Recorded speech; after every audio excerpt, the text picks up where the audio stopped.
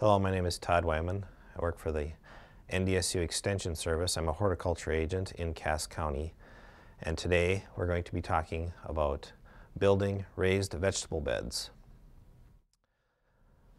Many times people have wanted to have fresh vegetables. In order to do that, they've had to, in the past, put in large gardens or purchase them at a farmer's market or store. With what I'm going to show you today, you can build your own small version of a raised bed and produce the vegetables that you would like to do. With the rising cost of food and with everybody being very busy with work, it's hard to have a large garden. This garden will only be 4 feet by 4 feet and will have the advantages of good soil drainage, utilizing space that is otherwise taken up by rows, less watering, savings on fertilizer, and being able to reach out 2 feet from all directions for any type of weeding or harvesting and not compressing your soil by standing on it. The materials that we have today are as follows. The boards I've chosen are 1 inch by 4 feet by 12 inches. The drill is your standard drill, which many of you already have. You'll need a ruler. You'll need some type of tool for holding the bolts that you're going to be placing in this. A hammer will come in handy later, a pen or a pencil, brackets.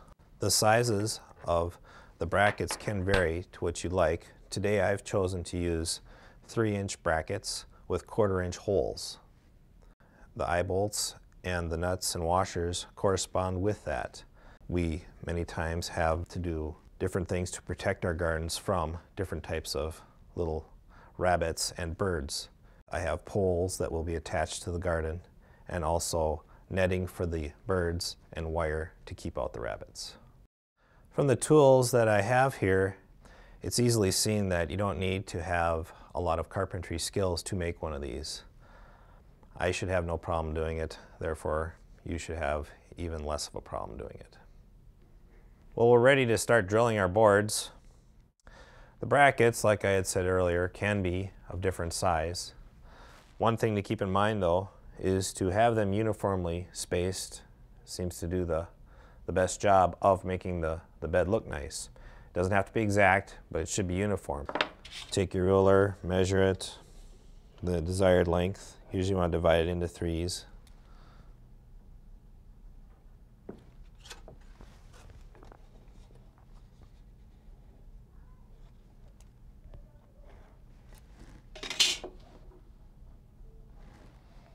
You can do this if you like, just to kind of flush it up a little bit. And then after you've marked your holes, you'll begin drilling.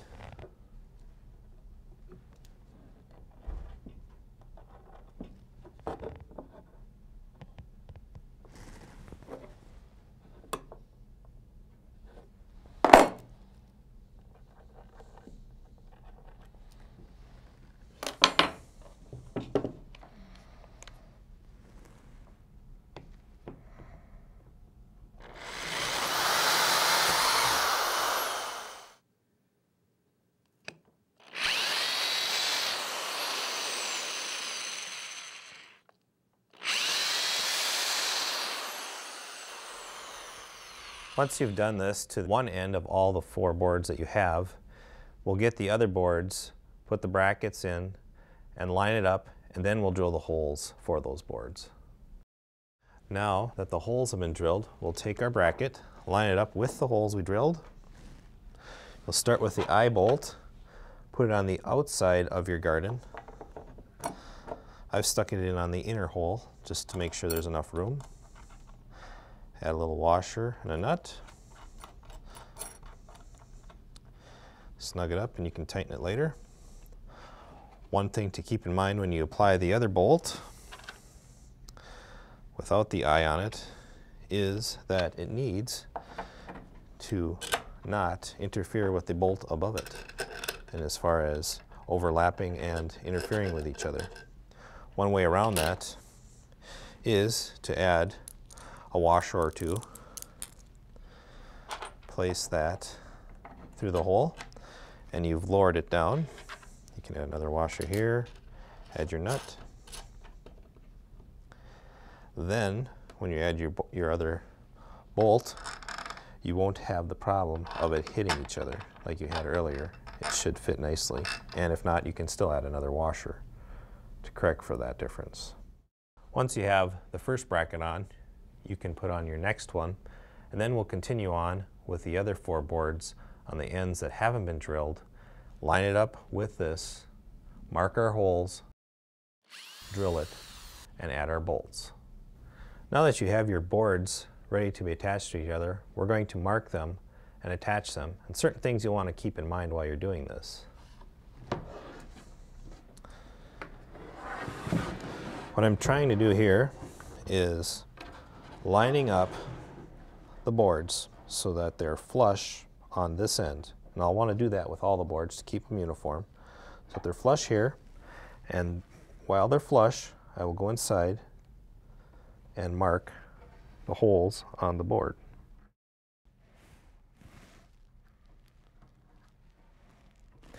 After you've done that, you're ready to drill the boards.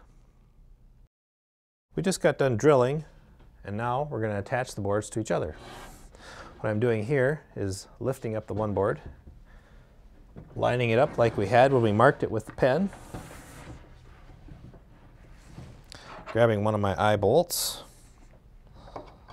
sliding it through one of the holes here.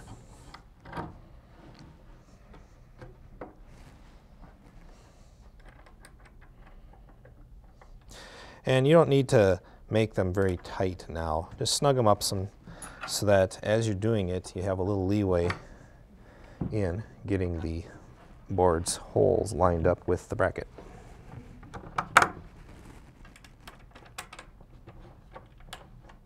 Next, we're adding the other bolt. As you can see, there's plenty of room between here for me to get my bolt in there, and my nut and my washer.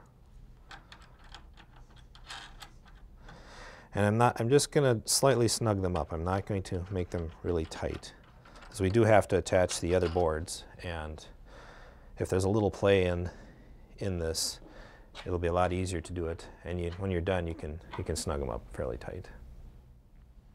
Let's get the other boards.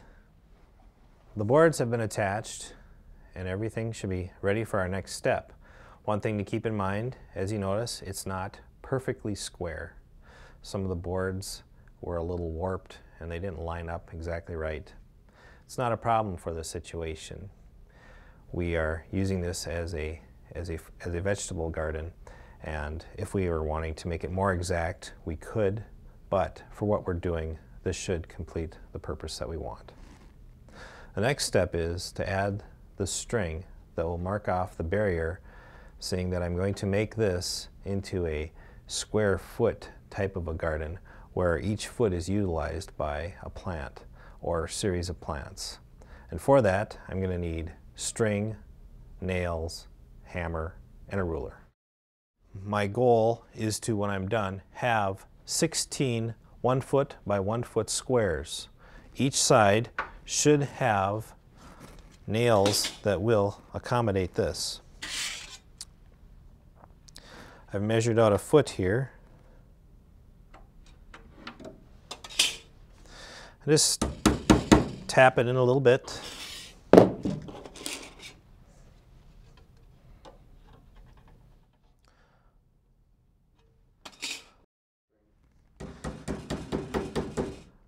If you're going to do this, what I would recommend is waiting for this step until you have soil ready and you're ready to place this outside, and then place your soil and then do this so you can plant right away and not have to redo this step.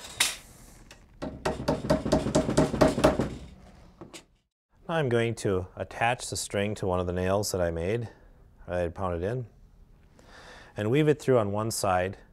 Take a scissors, cut it, weave it through the other side, and we get a nice 16 block area in which we will plant our different plants in later. And I like to wrap it once or maybe twice around the nail. Keep it snug, but you don't have to pull very hard on it since we didn't pound the nails in. As you can see, we have 16 areas or squares. Each of these areas, in theory, could grow a different vegetable or vegetables you like according to appropriate spacing. A good book to look at is by Mel Bartholomew called Square Foot Gardening, that goes through the different processes of this method that we're going to incorporate. Our next step is to put up rabbit protection followed by bird protection. These are the eye bolts that we had placed earlier, and also with support of the bracket. The purpose of them is to hold our stakes that we're going to use for rabbit protection wire and also bird netting.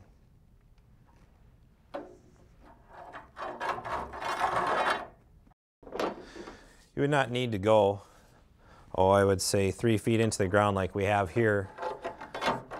You can go as deep as you want, but I would say a good foot should be quite adequate to cause some stabilization. Also, make sure you call before you dig in order that you don't hit any wires or other buried objects in your ground.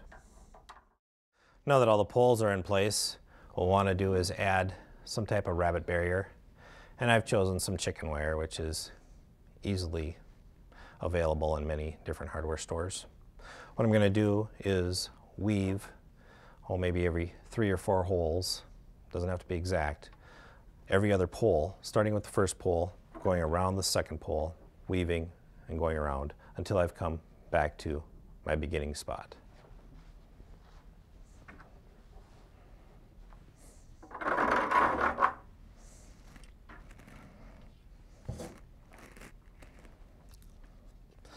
So, every 3 or 4, staying in line.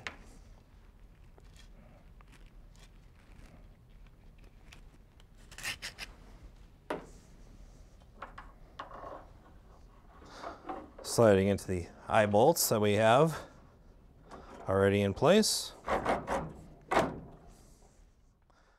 Now that we've come to where we've started, we can match it up, wire it together nicely, cut off the remaining amount. Or if you don't want to do that and want to keep it all together, you can just double it up and go around until you run out and then attach it.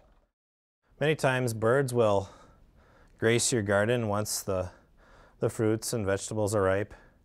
And it's not a bad idea that once you start to notice that, or even before, get some bird netting. There's several types out there. Take the bird netting, and what I do is, since you've got these here already, I like to overlap it a little bit here. Find the end of it, go out a little bit more than it is on this side, and just drape it down. Go to your other end and overlap that as well.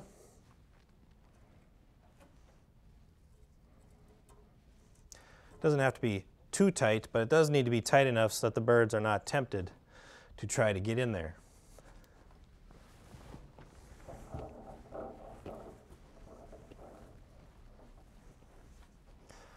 Drape your netting over. Have it wider than you need on this side, wider than you need on this side, and you're set. Adequate sunlight, rain, air movement, all still there, but with the added protection of some wire and some netting to keep out the little creatures that could destroy your garden in no time at all. Well, we've completed our project here. As you can see, it's something that doesn't take up a lot of space, and I think you'll be very happy with the results of it. One thing to keep in mind is that we used pine wood. The boards here will more than likely rot in 4 or 5 years, and if that's something that you don't mind or wouldn't mind building again, or even moving it to another location, that's something to consider. If you're looking for a more longer lasting type of a product, I would go with cedar wood. However, the cost is considerably more. We've done this inside all in one stage, and our next phase will be actually implementing this with soil, planting seeds, planting vegetables and plants, and that will be outdoors.